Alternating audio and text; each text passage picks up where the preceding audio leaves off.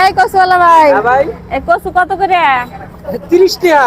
30 টাকা। হ্যাঁ একটা কথা কই, কোন?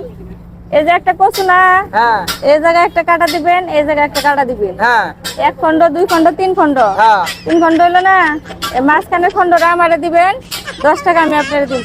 কি কইলেন? মাঝখানের খন্ডটা দিবেন, 10 টাকা নিবেন। মাঝখানের খন্ড দিলে আর 2 খন্ড দিয়ে আমি কি করবো? আরে ভাই এই হানি তো ভালো করে সিদ্ধ হয় না, এই হানি কইলে যায়, আর আমি একলা মানুষ ভাই, এইটুক দিলে আমার হইবে।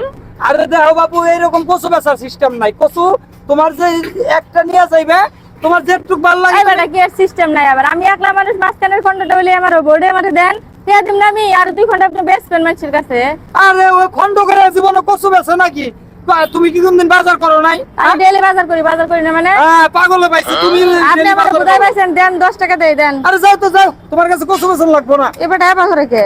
এ বেটা এবার করো বে। বেটা 30 টাকার কচু নি 10 টাকা মাঝখানে হারিয়ে দিয়েছে। আর দিকে আমি গলাই দিব।